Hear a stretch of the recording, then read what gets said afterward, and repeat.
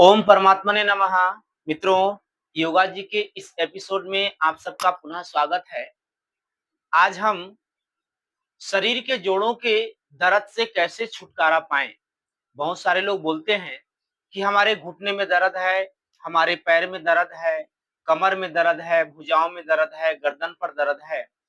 तो ये दर्द कहीं न कहीं आपको वात रोग यानी संधि रोग की ओर लेकर के जा रहा है। तो समय के अनुसार यदि हम अपने शरीर से कुछ अभ्यास करें व्यायाम का, छोटे-छोटे सूक्ष्म व्यायाम का, तो हमें इस जोड़ों के दर्द से छुटकारा मिल सकता है। तो आइए आगे हम इसके विषय में चर्चा करते हुए आपको बताते हैं कि वो कौन-सा अभ्यास है जिसको हम करके अपने शरीर के सारे जोड़ों से जो दर्द हमें हो रहा है उससे हमें छुटकारा मिले, उससे हमें निजात मिले। तो आइए करते हैं कुछ अभ्यासें और मैं आपको बताता हूँ कि इस प्रकार से जो भी विधि है, जो भी समय है और जो भी उसका नियम है, पूरे विधि-विधान से हम अभ्यास को करते हैं, तो निश्चित रूप से आपको इस अभ्यास से बहुत लाभ मिलेगा। तो आइए, सबसे पहले हम अपने कोई भी आसन पर बैठ जाएँगे और बैठ कर के दोनों पैर ऐसे सीधा कर लेंगे। दोनों पैर में इतना गैप रहना चाहिए कि जितना हमारा कमर है। कमर के जैसे गैप रखेंगे, दोनों हाथों को ऐसे सहारा देंगे जमीन पर और अपने कमर को सहारा दे करके हमें अभ्यास को शुरू करना है। तो सबसे पहले हमें अपने पाँव से अभ्यास शुरू करना है और इसको मैं जैसे बताता हूँ, वैसे आपको करना है। सबसे पहले हम अपने पाँव के अंगुली मोड़ेंगे, लंबी गहरी साँस लेंगे, छोड़ेंगे और पैर ढीला करेंगे। मोड़ेंगे, श्वास लेंगे, छोड़ेंगे और अपना पैर ढीला करेंगे। इस अभ्यास को आप कंटिन्यू कम से कम 30 बार करें और लय में ऐसे।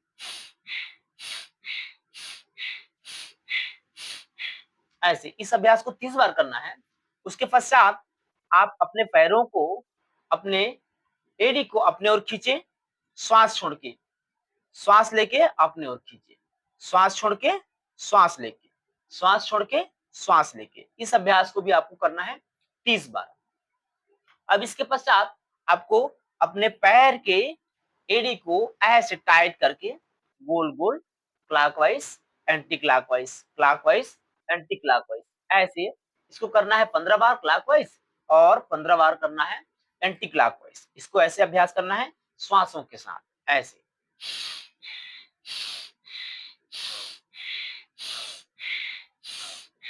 ऐसे ये अभ्यास को कम से कम आपको मिनिमम 30 बार करना है। अब पैर को ढीला कर लेंगे और ढीला करके एकदम दोनों पैर को रिलैक्स करके दोनों पैर को ऐसे थोड़ा-सा मूवमेंट करेंगे कुछ समय के लिए।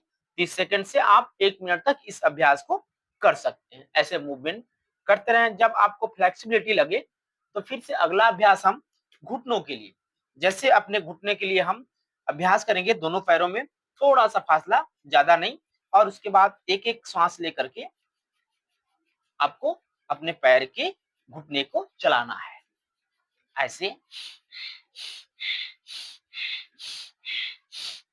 अगर आपके पैर के घुटने के नीचे यदि आपका जमीन पर नहीं लगता है तो दोनों हाथ अपने घुटने के नीचे कर लेना और ये अभ्यास को कंटिन्यू कम से कम 100 बार करना। 100 कम से कम होना चाहिए। ये अभ्यास को आपको 100 बार कर लेना है और उसके पश्चात फिर आपको ये अभ्यास करना है। ऐसे हथेली को अपने पाँव के ऊपर रखेंगे और अपने दूसरा हाथ से अपने घुटने को पकड़ करके अपने छाती से लगाने का प्रयास करेंगे श्वास लेके, श्वास छोड़ के नीचे इसको ताकत के साथ ऊपर खींचना है, ताकत के साथ नीचे दबाना है। ये अभ्यास को श्वासों के साथ करना है।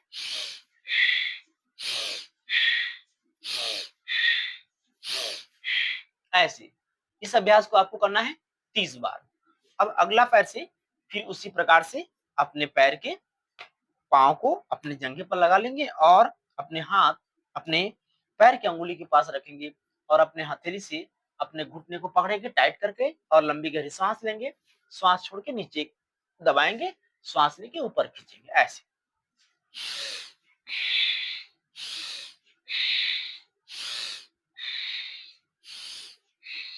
यह अभ्यास आपको 30-30 बार दोनों पैरों से कर लेना है।